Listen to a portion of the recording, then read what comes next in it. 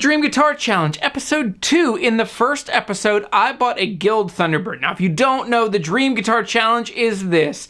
I started with $500. I only get to use that $500 to buy and sell and gain momentum to my dream guitar. Rule number 2, I'm going to give away 10% of the profits to St. Jude along the way. And rule number 3, at no point can I cheat. You shouldn't have a rule that you shouldn't cheat. Maybe rules are that you shouldn't cheat. But I'm Jeremy, this is Guitar Hunter. Make sure you're subscribed and let's get into episode number 2.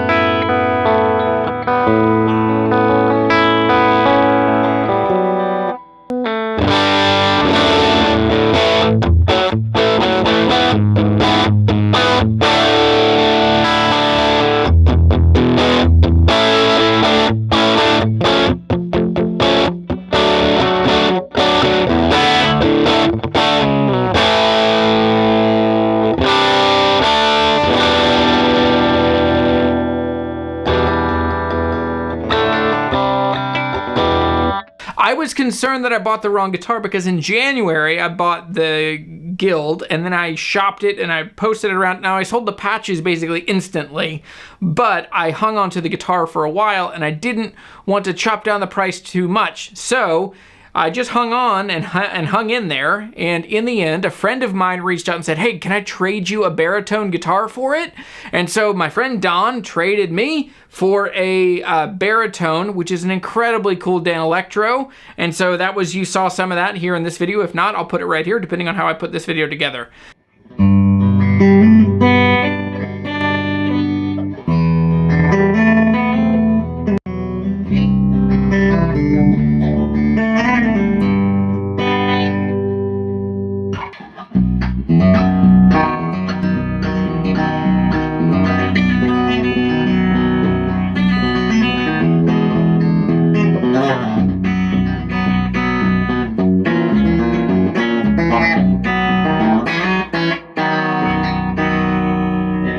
Now, after the baritone, my friend Mike, I did an Instagram live and I showed the baritone, and my friend Mike, who's one of my oldest guitar playing friends, he also worked with me at the Guitar and Amp Center, the shop that I worked at in Harrisonburg, Virginia. He is an old musical friend and he loves gear with me.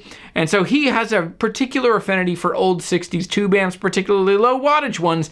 He has a ton of them, and it turns out what he didn't have was a baritone. So he traded me, he got the baritone, and I got this. Oh, it's not actually that heavy. It's pretty surprisingly light for what it is, but I got this. This is a 1960 Gibson Discoverer, and it is unbelievably cool. It's not that loud. It sounds really cool, and it has a very funky tremolo. Now, more specifically, this is a GA8, and if you follow Rhett Shull, if you followed along with him, he has his pedal called the Lark, and he has a GA8. It might even be the same amp, and maybe I can text it to him. Maybe he'll buy this, and we'll keep the dream going. This is a Gibson circuit. It is not a Fender circuit. It's not that loud of an amp, but this does have a 12-inch speaker. So let's run through some of the specs on this thing as we look at it. Number one, has a 12-inch speaker. Number two, it is a single channel, and it does have a couple cool features. It has a monitor out here.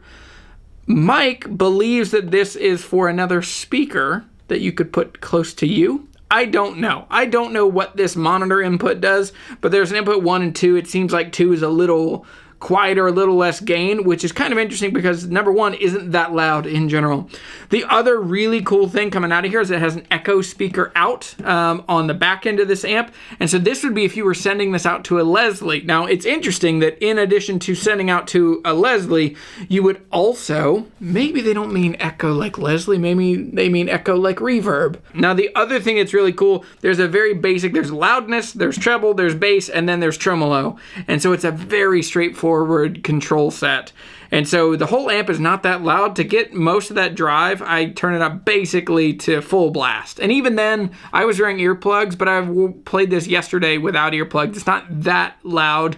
I would bet this is somewhere in like the 12 watt range. Like really not that crazy. And yeah, so the tremolo is really cool, and I think it reminded me of the thing, again, like what Rhett has done with Mythos pedals and his pedal, the Lark, but it doesn't get very slow. And so I think Rhett has changed it to where you can slow it down even more than this. But overall, this is a really cool, really vibey mojo thing. Man, when I play it, it just sounds like old records. Like it's not that bassy, it's not that full, it's not that drivey, but it's jangly and spiky and fun. So this one is now up for sale. So let's talk turkey. Let's talk how much this thing is worth. Let's talk about the progress so far.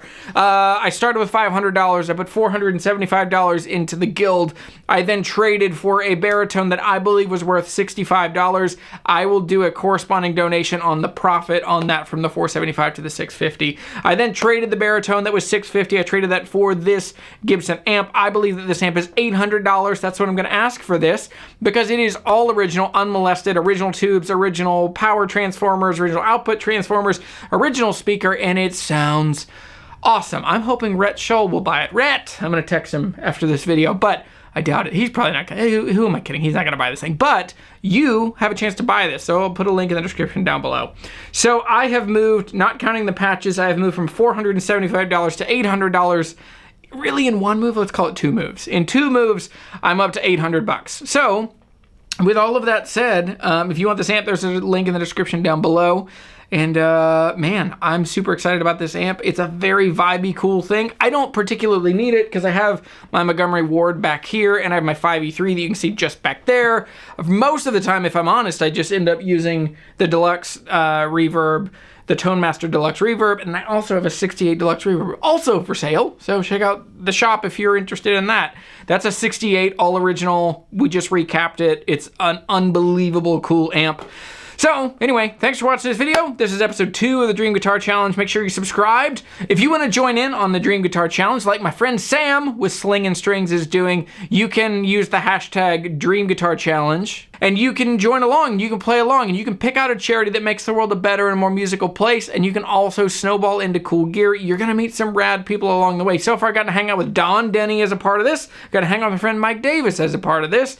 And my friend Elliot, who owns Wonder Records. So, man, I'm 3 for 3 on great friends, great piece of gear, and I know that I'm doing it right when every piece of gear I want to hang on to. My dream guitar is a late 40s or 50s Gibson J45, or a Southern Jumbo, or a Country Western. Gibson round shoulder block inlays. That's what I really want. Small guard. Whew.